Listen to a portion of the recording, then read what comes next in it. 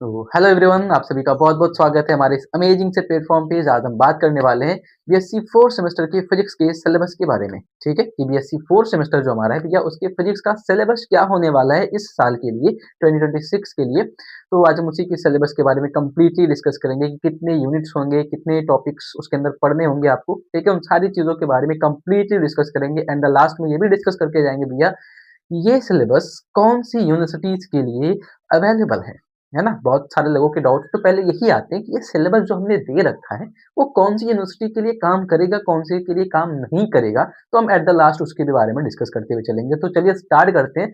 सबसे पहले बात करेंगे आपके चैप्टर के नाम की, ठीक है? मतलब आपकी जो बुक होगी 4th सेमेस्टर में फिज़िक्स का, उसका पेपर नाम क्या है, ठीक है? तो देखो, आपके 4th सेमेस्टर के जो फिज़िक्स का सिलेबस है जिसमें आप पहले तो बुक का नाम आपको पता होना चाहिए, तो जिसका नाम होता है भैया perspective of modern physics and basic electronics, ठीक है? तो पर्सपेक्टिव ऑफ मॉडर्न फिजिक्स आपके फर्स्ट पार्ट का नाम है एंड उसमें जब सेकंड पार्ट की तरफ चलते हो तो उसमें basic electronics and fibre optics के बारे में थोड़ा-सा इंट्रोडक्शन दिया जाता है। तो ये आपके 2 पार्ट हैं फिजिक्स के, ठीक है? सिलेबस क्या मतलब यूँ समझ लो कि 4th सेमेस्टर की फिजिक्स में आपको 2 बुक पढ़ना है, ठीक है? 2 बुक क्या कभी-कभी वो दोनों बुक्स को एक ही में मर्ज करके दे दिया जाता है, तो पार्ट ए, पार्ट बी नाम से बोला जाता है उसको, ठीक है? तो पार्ट ए का जो नाम है, उसको बोला जाता है पर्सपेक्टिव ऑफ मॉडर्न फिजिक्स जिसमें आपको 4 यूनिट देखने को मिलेगा, ठीक है?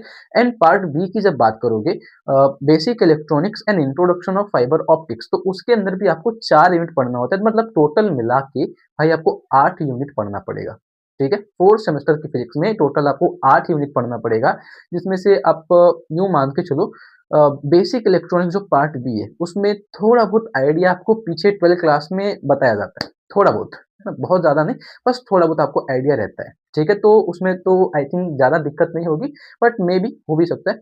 एंड हम बात करें पार्ट ए की पर्सपेक्टिव ऑफ मॉडर्न फिजिक्स, तो भैया उसको आपने कभी नहीं पढ़ा होता है। ठीक है?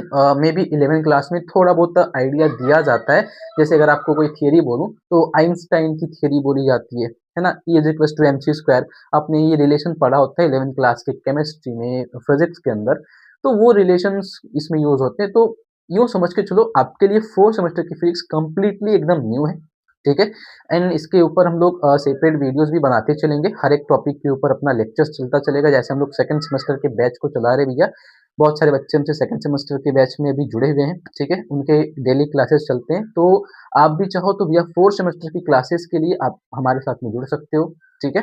If you want you can do it, है ना? कहते हैं ना कि अगर आप कोई भी चीज़ शिद्दत से चाहो भैया, तो पूरी कायनात आपकी मदद करती है। तो अगर आप यहाँ तक आ ही गए हो, तो एक बार जॉइन करके देख लो, ठीक है? तो सिलेबस के बाद हम लोग अपने हर एक 4th सेमेस्टर की फिजिक्स का पार्ट ए पहले कंप्लीट करना स्टार्ट करेंगे, ठीक है? हर एक टॉपिक के बारे में कंप्लीटली डिस्कस करेंगे, डेली टू डेली हमारी वीडियोज़ आती रहेंगी, ठीक है?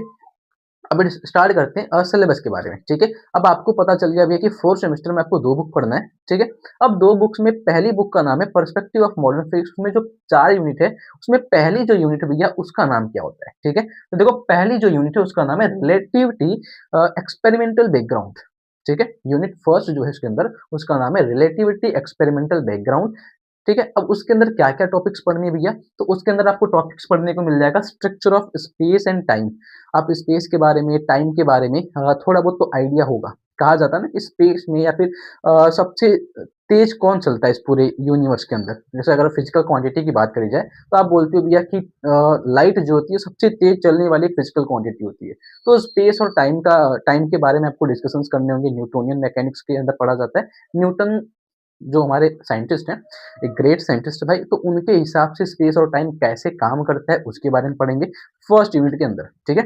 उसके बाद हमको देखने को मिलेगा इनर्शियल और non inertial frame of reference, जो कि आप फर्स्ट सेमेस्टर में पढ़ के आते हो, ठीक है? उसके बाद galleon transformation, Michelson Morley experiment भैया, ये एक्सपेरिमेंट आपको यूँ समझ लो, माइकलसन मोरले एक्सपेरिमेंट, ये आपके 4th सेमेस्टर का सबसे इम्पोर्टेंट टॉपिक होता है। मतलब ये टॉपिक जो है माइकलसन मोरले, ये एग्ज़ाम्स में, हर एक एग्ज़ाम्स में आता रहता है।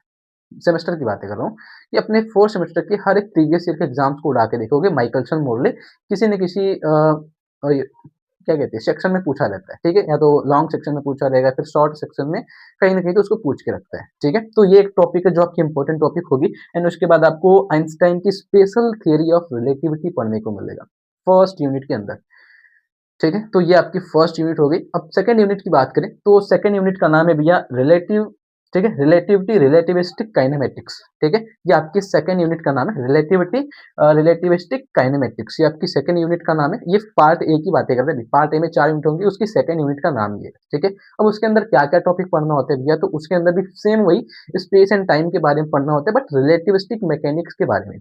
मतलब रिलेटिव में जो रिलेटिविस्टिक मैकेनिक्स होता है, उसके हिसाब से स्पेस और टाइम क्या होता है। फर्स्ट यूनिट में हम लोग न्यूटन के हिसाब से पढ़ेंगे स्पेस और टाइम क्या होता है। सेकंड यूनिट में यूँ मान के चलो लॉरेंस नाम के एक साइंटिस्ट मिलेंगे जिनका लॉरेंस ट्रांसफॉर्मेशन पढ़ा जाता है। लॉरेंस ट्रांसफॉर्मेशन के हिसाब से टाइम की वैल्यू क्या होती है, मास की वैल्यू क्या होती है, वेलोसिटी कैसी होती है, एक्सेलरेशन कैसा होता है, उन सब चीज़ों के बारे में इस सेकंड यूनिट के अंदर पढ़ा जाता है, ठीक है। एंड साथ-साथ में आपको फिर से एक बार लास्ट में आपको मिलेगा आइंस्टाइन्स, ठीक है, आइंस्टाइन्स मास एनर्जी रिलेशन, वही जो हमने E equals to mc square अभी बोला था मैंने स्टार्टिंग में, वो रिलेशन आपको सेकंड यूनिट के अंदर देखने को मिल जाएगा, ठीक है। तो ये अभी तक की हमारी 2 यूनिट्स होंगी भैया फर्स्ट पार्ट के अंदर, ठीक है, कि हमें 2 यूनिट्स के अंदर क्या-क्या चीज़ें पढ़नी है। तो ये मान के चलो फर्स्ट एंड सेकंड, अगर फर्स्ट यूनिट अगर आप पढ़ के जाते हो तो सेकंड आपके लिए थोड़ा आसान हो जाएगा, ठीक है। एंड फर्स्ट यूनिट में सबसे इंपॉर्टेंट टॉपिक की बात करी जाए तो माइकलसन मोरले एक्सपेरिमेंट होता है। एंड सेकंड यूनिट की बात करी जाए तो लॉरेंज ट्रांसफॉर्मेशन, जिसमें आप 4 वेक्टर्स के बारे में पढ़ते हो, वो एक इंपॉर्टेंट रोल रखता है भैया आपके एग्जामिनेशन के अंदर। एंड आपके फर्दर किसी भी आप अगर गवर्नमेंट एग्जाम्स या फिर हाईली जैसे CSIR नेट हो गया, ठीक है, IIT जेम एग्जामिनेशन हो गया, तो उन एग्जामिनेशंस के लिए ये इंपॉर्टेंट टॉपिक्स होते हैं, इंपॉर्टेंट रोल वहाँ पे प्ले करते हैं ये लोग, ठीक है। तो इनको नोट कर लो। फिर आगे हम लोग थर्ड यूनिट की बातें करते हैं, ठीक है। तो हमारा जो थर्ड यूनिट है भाई, थर्ड यूनिट का बेसिकली नाम है इनएडिक्वेसीज ऑफ अ क्लासिकल मैकेनिक्स, ठीक है। मतलब आपको क्लासिकल मैकेनिक्स का एक थोड़ा सा आइडिया दिया जाता है थर्ड यूनिट के अंदर, जिसमें आप particle nature of the matter के बारे में पढ़ते हो, जो कि आपको 11 क्लास के अंदर एंड 12 क्लास की फिजिक्स के अंदर पढ़ाया जाता है। 11 क्लास की केमिस्ट्री के अंदर एंड 12 क्लास की फिजिक्स के अंदर भाई ये चीजें पढ़ाई जाती है, पार्टिकल नेचर ऑफ द, या फिर पार्टिकल नेचर और wave nature of the matter, matter के बारे में पढ़ाया जाता है, उसके पार्टिकल नेचर के बारे में और वेव नेचर के बारे में। तो भैया थर्ड यूनिट के अंदर जब हम बातें करेंगे classical mechanics, inadequacies of classical mechanics, तो उसके अंदर particle nature of the matter के बारे में डिस्कस करा जाता है, जिसमें आपको क्या क्या पढ़ना होता है भैया। पार्टिकल नेचर, ठीक है, particle properties of waves, spectrum, black body radiation, black body radiation का स्पेक्ट्रम पढ़ाया जाता है। ब्लैक बॉडी रेडिएशन भी आपने सेकेंड सेमेस्टर में पढ़ रखा होता है, ठीक है, उसका एक पूरा चैप्टर ही आता है। उसके बाद आपको मिलेगा photoelectric effect, Max Planck quantum hypothesis, ठीक है, मैक्स प्लैंक का क्वांटम थ्योरी, ये भी आपने 11 क्लास में पढ़ा होता है, ठीक है। एंड 12 क्लास की फिजिक्स में भी पढ़ाया जाता है भाई ये सारी चीजें। उसके बाद दे ब्रॉगली आपको hypothesis of the dual nature of the matter पढ़ाया जाता है, ठीक है। मतलब इस चैप्टर के अंदर ये सारी चीजें पढ़ी जाती हैं। एंड अगर और बातें करें तो Davisson and Germer experiment and Thomson experiment, ये सारी चीजें आपको थर्ड यूनिट के अंदर देखने को मिलती है। एंड अगर आपको याद हो तो डेविसन एंड जर्मर, हमने ये साइंटिस्ट का भी नाम सुना है जब हम लोग 12 क्लास की फिजिक्स पढ़ते हैं, है ना। तो वहाँ पे एक एक्सपेरिमेंट पढ़ाया जाता है जिसमें हम लोग नाम सुनते हैं, आपको याद है थॉमसन एक्सपेरिमेंट के बाद हम लोग पढ़ते हैं Rutherford model of the atom, उधर पे ये नाम आता है आपको, अगर आपको याद हो तो। चलो और आगे बात करते हैं फोर्थ यूनिट की भैया। तो फोर्थ यूनिट जो हमारे पास में उसका नाम है introduction of the quantum mechanics, introduction to quantum mechanics. भैया क्वांटम मैकेनिक्स के बारे में एक आइडिया दिया जाता है इसके अंदर फोर्थ यूनिट के अंदर, ठीक है। अब क्वांटम मैकेनिक्स में और क्या क्या चीजें पढ़ने को मिलती है, तो बेसिकली मान के चलो आपको wave nature of the matter पढ़ाया जाता है। थर्ड यूनिट के अंदर पार्टिकल नेचर पढ़ाया जाता है, तो फोर्थ यूनिट के अंदर wave nature of the matter पढ़ाया जाता है, जिसमें भैया आपको और पढ़ाई करने को मिलती है वेव लेंथ के बारे में, वेव के बारे में, phase velocity, group velocity, relation between phase velocity and group velocity, ठीक है। एंड उसके साथ साथ में आपको देखने को मिलता है normalization of the wave function, बहुत सारी चीजें इस तरीके से भैया आपको वेव के बारे में पढ़ाई जाती है। एंड ये जो चैप्टर्स आपको दिख रहे हैं ना, ये सिर्फ यहीं तक आपके सेमेस्टर एग्जाम्स में काम नहीं आते। अगर आप कभी in future IIT jam, CSIR net, JRF की एग्जामिनेशन को देना चाहते हो, ये सारे चैप्टर्स वहाँ पे यूज होते हैं भाई। तो इनको अच्छे से पढ़ना, ठीक है, बने रहिएगा हमारे साथ में, तो हम लोग इसको अपने डेली टॉपिक वाइज में इसको कवर अप करते चलेंगे, ठीक है। हर एक टॉपिक को हम लोग डिस्कस करते हुए चलेंगे भैया। एंड अब बात करते हैं भाई पार्ट बी की, ठीक है। तो पार्ट बी का जो फर्स्ट यूनिट है भाई, उसके अंदर क्या क्या पढ़ने को मिलता है, मतलब जिसको बेसिकली आप फिफ्थ यूनिट बोलते हो, ठीक है, जिसका नाम होता है ट्रांजिस्टर बाइजिंग बोला जाता है, ठीक है। ट्रांजिस्टर बाइजिंग अपने 5वीं यूनिट का नाम है। अब उसके अंदर देखो क्या क्या चीजें पढ़ने को मिलेंगी, तो उसकी बातें करते हैं, ठीक है। तो भैया 5th यूनिट के अंदर देखो टॉपिक्स क्या-क्या हो सकती हैं, जिसमें हम ट्रांजिस्टर बाइजिंग की बातें करते हैं। तो पहले आपको फेथफुल एप्लीकेशन आपको देखने को मिलता है, ठीक है? उसके बाद आपको बाइजिंग, आपके पास से बाइजिंग करी क्यों जाती है, नीड ऑफ बाइजिंग पढ़ाया जाता है, ठीक है?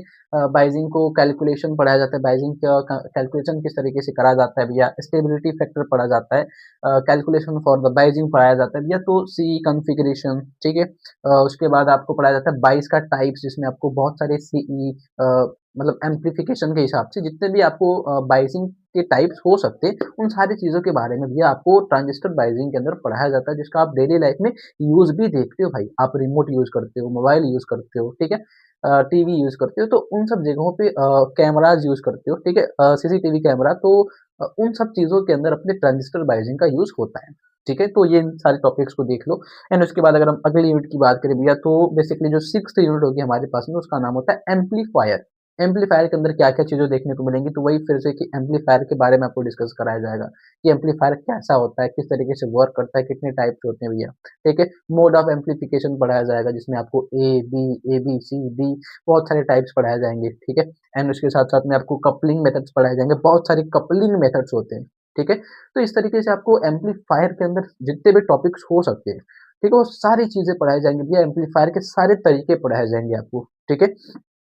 उसके बाद सुनना, उसके बाद अगली जो हमारी 7th यूनिट होती है, जिसको बोला जाता है फीडबैक एंड ऑसिलेटर सर्किट, ठीक है? तो फीडबैक सर्किट के अंदर क्या-क्या चीज़ें आपको पढ़ने को मिलेंगी भैया, ऑसिलेटर सर्किट के अंदर क्या-क्या चीज़ें होती हैं, उसके कितने टाइप्स होते हैं, उसको कैसे बनाया जाता है, उसको कैसे हैंडल करा जाता है, उन सारी चीज़ों के बारे में पढ़ाया जाता है, जो कि आपके एग्ज़ामिनेशन से ना बहुत ही मेजर रोल प्ले करते हैं। ये जो आप बे बेसिक इलेक्ट्रॉनिक्स आप देख रहे हो ना, ये बेसिक इलेक्ट्रॉनिक्स आपके जब आप आईआईटी जैम एग्जामिनेशन में भी आप देने वाले होंगे, ठीक है? आप लास्ट ईयर में आप दोगे, ठीक है? तो ये ट्रांजिस्टर जो आपका जो ये चैप्टर है आपका, जो पार्ट बी है आपके 4th सेमेस्टर का, भैया ये मान के चलो कि इनसे 100% क्वेश्चंस आते हैं। इन चारों यूनिट से ना आपके जैम के पेपर में, सीयूटी पीजी के पेपर में बहुत सारे क्वेश्चंस आते हैं। ठीक है? तो इन चैप्टर्स को अच्छे से पढ़ के जाओगे तो आपकी प्रिपरेशन के लिए और भी आपको हेल्पफुल होगा, ठीक है? और क्या-क्या चीज़ें पढ़नी है तो आप ये भी देख सकते हो, ठीक है? आपको voltage series, voltage circuit, voltage sun, current circuit, बहुत सारी चीज़ें आपको पढ़ने को मिल जाएँगी। इसके अंदर आपको ऑसिलेशंस के अंदर पढ़ाया जाएगा, फीडबैक के बारे में पढ़ाया जाएगा। उसके बाद जो हमारा लास्ट यूनिट होता है, लास्ट यूनिट का बेसिकली नाम है introduction of the fibre optics, ठीक है? आपको फाइबर ऑप्टिक्स के बारे में आइडिया दिया जाएगा कि फाइबर ऑप्टिक्स क्या होता है, किस तरीके से वर्क किया जाता है। आप जानते होंगे फाइबर ऑप्टिक्स, आपने कभी तो नाम सुना होगा, टोटल इंटरनल रिफ्लेक्शन के काम में आता है ना? सिग्नल्स भेजने का काम करता है अपना फाइबर ऑप्टिक्स, ठीक है? तो ये भी एक तरीके से टोटल इंटरनल रिफ्लेक्शन, अगर आपने मेबी क्लास 12 में ऑप्टिक्स के बारे में थोड़ा बहुत पढ़ा होगा, तो आपको आइडिया तो होगा फाइबर ऑप्टिक्स, वहाँ पे एक टॉपिक थोड़ी-सी यूज़ करी जाती है, ठीक है? तो इसका यहाँ पे पूरा एक चैप्टर देखने को मिलेगा भैया, तो आपको उसके बारे में कंप्लीटली डिस्कस करना होगा। ठीक है? एंड अगर आपको इस पूरे चैप्टर का, ठीक है, आपको 4th सेमेस्टर फिजिक्स का अगर आपको नोट्स चाहिए भैया, तो हमारे टेलीग्राम चैनल पे अवेलेबल है, आप जाके उसको ज्वाइन कर सकते हो, ठीक है?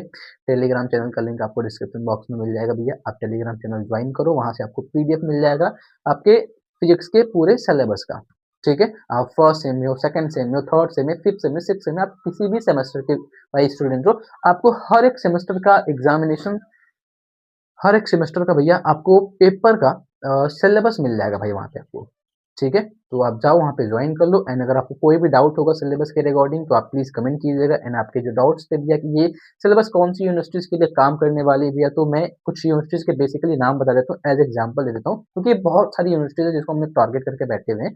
तो जैसे आपको नाम दूँ तो डीडीयू की यूनिवर्सिटी है, ठीक है? अपने गोरखपुर में, महाराजा सुहेल देव यूनिवर्सिटी है आज़मगढ़ में, जौनपुर में वीर बहादुर सिंह पूर्वांचल यूनिवर्सिटीज़ है, तो उसके अंदर जितने भी कॉलेजेस आते हैं, सारी यूनिवर्सिटीज़ का यही सेम सिलेबस रहेगा, ठीक है? मिर्ज़ापुर में यूनिवर्सिटीज़ मिल जाएँगी आपको, माँ विंध्यवासिनी करके, मतलब Mirzapur university basically, Kanpur university, Allahabad की कुछ यूनिवर्सिटीज़ के अंदर, मतलब स्टेट यूनिवर्सिटी के कुछ थोड़े-थोड़े कॉलेज हैं, जहाँ पे ये सिलेबस काम करते हैं। तो ऐसे बहुत सारे, अगर गिनाने बैठूँ ना, अगर मैं बोलने बैठूँ तो बहुत सारी यूनिवर्सिटीज़ मिल जाएँगी आपको, कि ये सिलेबस कौन-सी यूनिवर्सिटीज़ के लिए वैलिड है, कौन-सी नहीं है।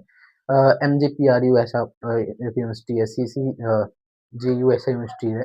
तो आप किस यूनिवर्सिटी से बिलॉन्ग करते हो, आप प्लीज़ कमेंट कर देना। अगर आपको डाउट लगे कि ये सिलेबस आपके यूनिवर्सिटी से मैच करता है कि नहीं करता, आपके लिए है कि नहीं, तो आप अपने यूनिवर्सिटी का नाम, कॉलेज का नाम कमेंट बॉक्स में लिख देना भैया, मैं चेक करके बता दूँगा कि भैया आपके लिए सिलेबस वर्किंग है फिर नहीं है, ठीक है? क्योंकि हर एक बहुत सारे बच्चे अलग-अलग यूनिवर्सिटी से आते रहते हैं, तो हर एक का सिलेबस भी अलग-अलग होता भी है, ठीक है? बहुत सारी सेंट्रल यूनिवर्सिटीज़ है जिनका सिलेबस अलग होता है, ठीक है? किसी का 4th सेमेस्टर, किसी का 3rd सेमेस्टर, किसी का 5th सेमेस्टर ऐसे आगे-पीछे सिलेबस चेंज करा दिया जाता है। तो आप किस यूनिवर्सिटी से हो प्लीज़ कमेंट कीजिएगा एंड आपके रिटन एग्ज़ाम्स होंगे या फिर एमसीक्यूज़ वो भी मेरे को बता देना भैया, ताकि हम लोग उसी हिसाब से फिर अपने क्वेश्चन प्रैक्टिस भी करेंगे, ठीक है? तो कोई भी डाउट होगा प्लीज़ कमेंट कीजिएगा, मिलते हैं नेक्स्ट लेक्चर में, तब तक के लिए भाई thank you, have a nice day.